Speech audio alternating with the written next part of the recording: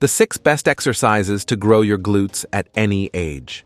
If you're one of those men who associates glute training with something for women, know that you're making a mistake that can cost dearly to your health. Many men neglect glute training thinking it's a muscle that isn't worth it, but the truth is different. The glutes are the largest muscle in the human body, and strengthening them goes far beyond aesthetics.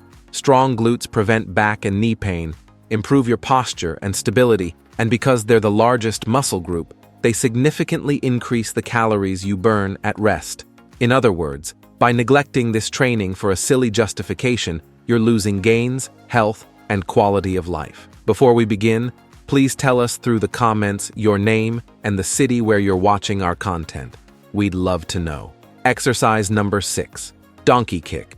The donkey kick is one of the most effective exercises to work the gluteus maximus in isolation, with the advantage of being able to be done at home without needing equipment. The main strength of this movement is in its ability to intensely activate the glute through complete hip extension, something many compound exercises can't offer with the same efficiency. The donkey kick works mainly the gluteus maximus, with secondary activation of the hamstrings and spinal erectors that act as stabilizers. The core is also intensely recruited to maintain the plank position throughout the movement, which makes this exercise multifunctional.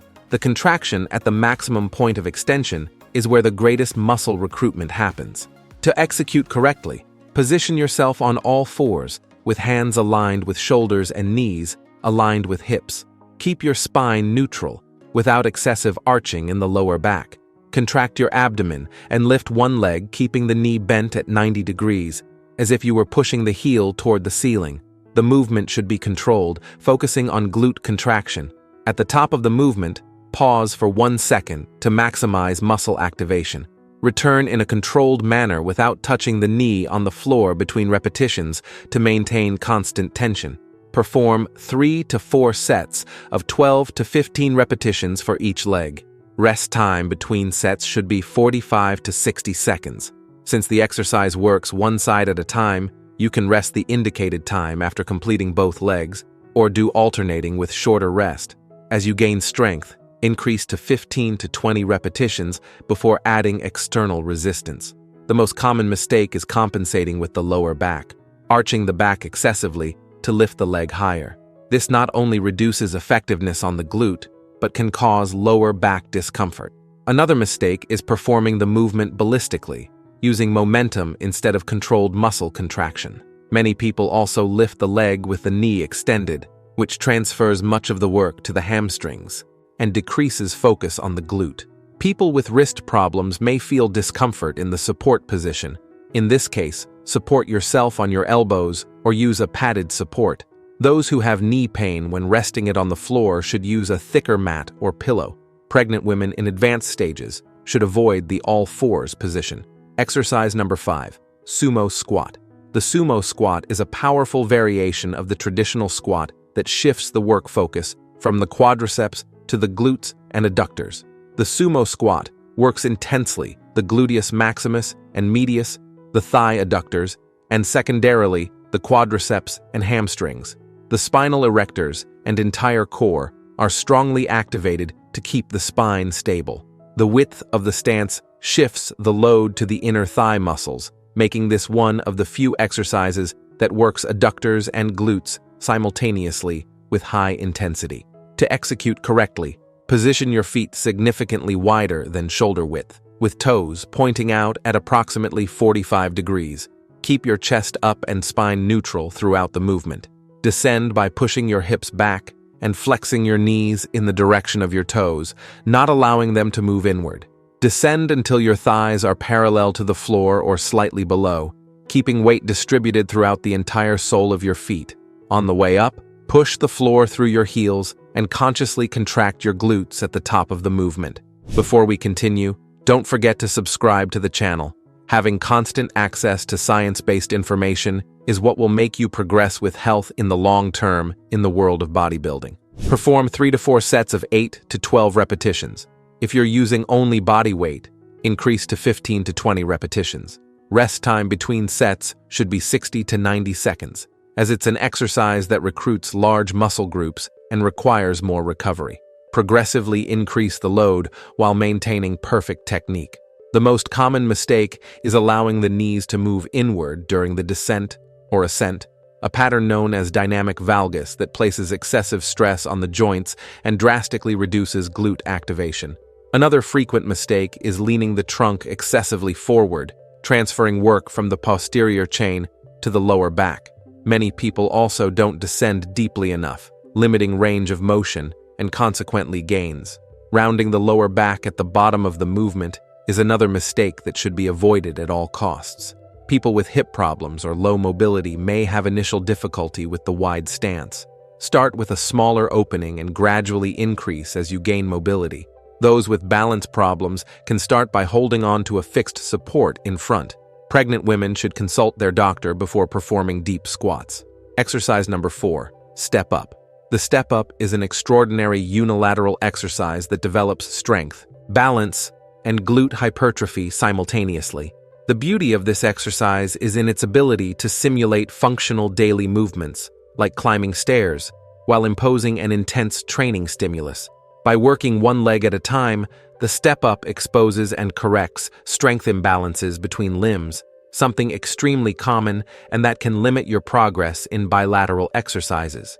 This exercise works mainly the gluteus maximus, quadriceps, and hamstrings of the leg that's stepping up. The gluteus medius and hip stabilizer muscles work intensely to maintain balance and avoid trunk rotation. The support leg on the floor also maintains a light isometric contraction. The higher the platform, the greater the recruitment of glutes relative to quadriceps.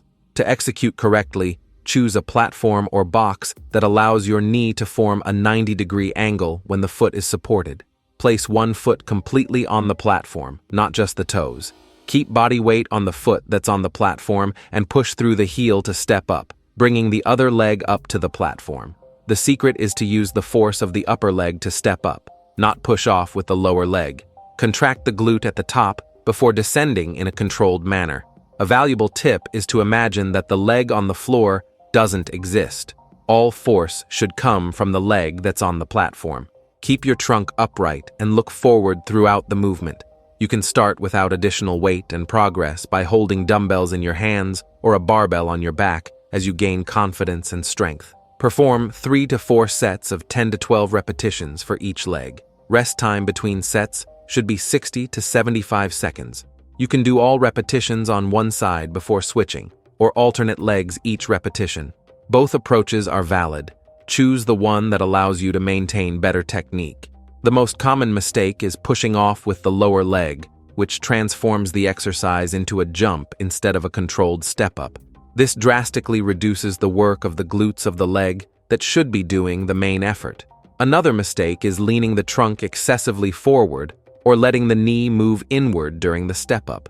Many people also descend uncontrollably, losing the opportunity to work the eccentric phase, which is crucial for hypertrophy. People with balance problems should start with lower platforms and can hold onto a side support for initial safety. Those with knee pain should pay special attention to alignment and can start with lower heights. Platform height should be reduced if there's joint discomfort. Exercise number 3, glute bridge. The glute bridge is probably the most specific exercise for isolation and development of the gluteus maximus. What many people don't know is that this movement allows maximum glute contraction in full range without the need for complex stabilization, making it ideal for both beginners and advanced practitioners. The supine position eliminates load from the spine, allowing you to focus totally on glute contraction without concerns about trunk stabilization. The bridge works primarily the gluteus maximus through complete hip extension. The hamstrings act as synergists, while the spinal erectors and core maintain spine stability. The gluteus medius works to avoid pelvic rotation. It's one of the few exercises where the glute acts as the only prime mover in full range. To execute correctly, lie on your back with knees bent and feet supported on the floor at hip width, positioned close to the glutes. Arms stay beside the body for stabilization. Push through your heels and lift your hips until forming a straight line from knees to shoulders. At the top, contract the glutes intensely for 1 to 2 seconds. The key is to achieve complete hip extension without hyperextending the lower back. Descend in a controlled manner without completely relaxing the glutes on the floor. A powerful technique is to place your feet slightly farther apart and rotate your knees slightly outward during execution. This further increases glute recruitment. For progression, you can elevate your feet on a platform, do the movement with one leg only, or place weight on your hips. Perform 3 to 4 sets of 12 to 15 repetitions. Rest time between sets should be 45 to 60 seconds. This is an exercise where mind-muscle connection is fundamental. Focus on feeling the glute working in each repetition instead of just completing the established number. The most common mistake is hyperextending the lower back instead of extending the hip, seeking height instead of contraction. This transfers work from the glutes to the spinal erectors and can cause lower back discomfort. Another mistake is positioning feet too far from the body, which increases hamstring work and reduces glute activation.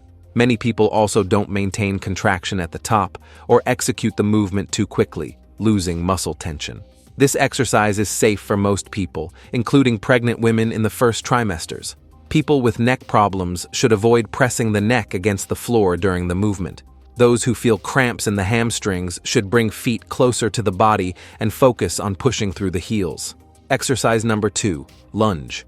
The lunge is a fundamental unilateral exercise that develops strength, balance, coordination, and hypertrophy simultaneously. This movement is particularly effective because it replicates natural and functional movement patterns while allowing a complete range of motion that maximizes glute recruitment. The fact that it's unilateral means each side of the body needs to work independently, exposing any weakness or imbalance you may have. The lunge works intensely the gluteus maximus and quadriceps of the front leg with significant hamstring activation. The gluteus medius and hip stabilizers work strongly to maintain balance. The back leg maintains an isometric contraction in the hip flexors and quadriceps.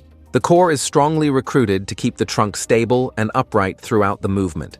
To execute correctly, start standing with feet at hip width. Take a large step forward, keeping trunk upright and looking ahead. Descend by flexing both knees until the back knee almost touches the floor and the front knee forms a 90-degree angle. The front knee should not pass the line of the toes.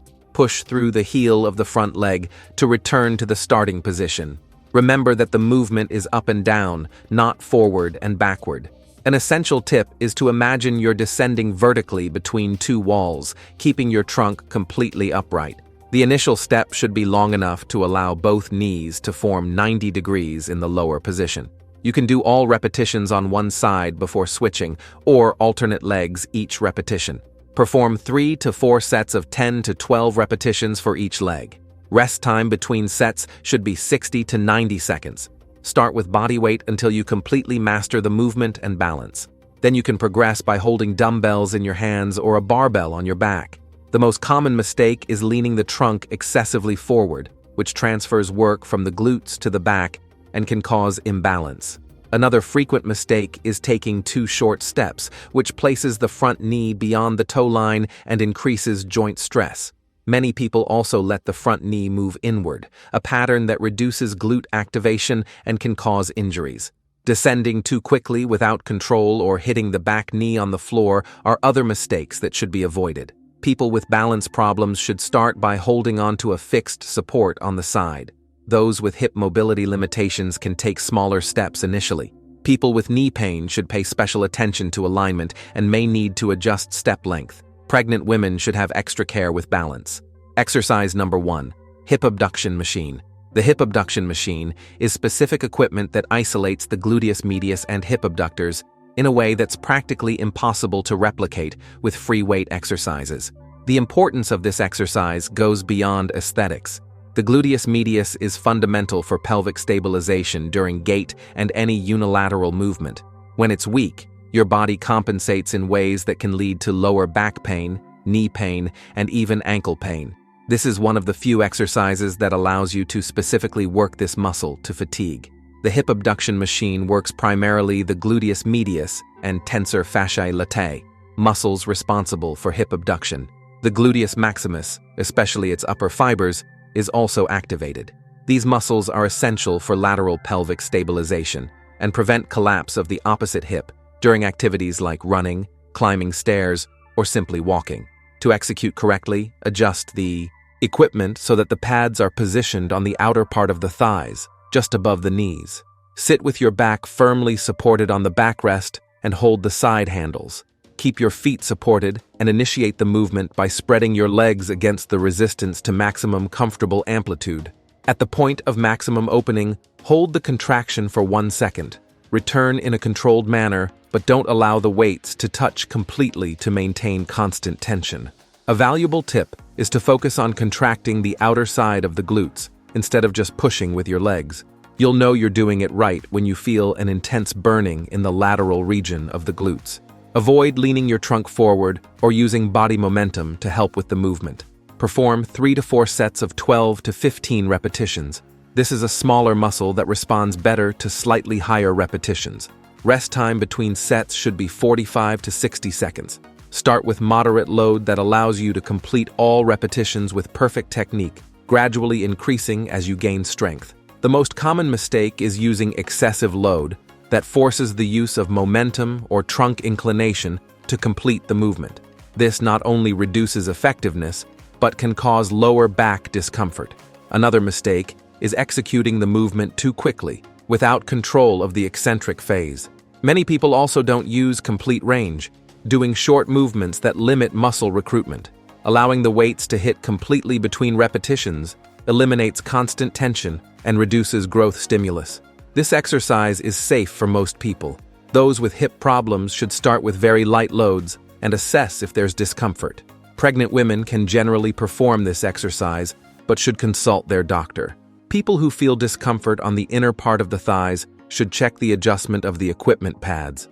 If you enjoyed this and want to also discover 11 mistakes that most people make without realizing, which unfortunately ends up throwing all results in the trash, we left a video appearing right now on the screen showing better each one of them. Don't miss checking it out. Thank you for watching until here, and may God bless you, my friend.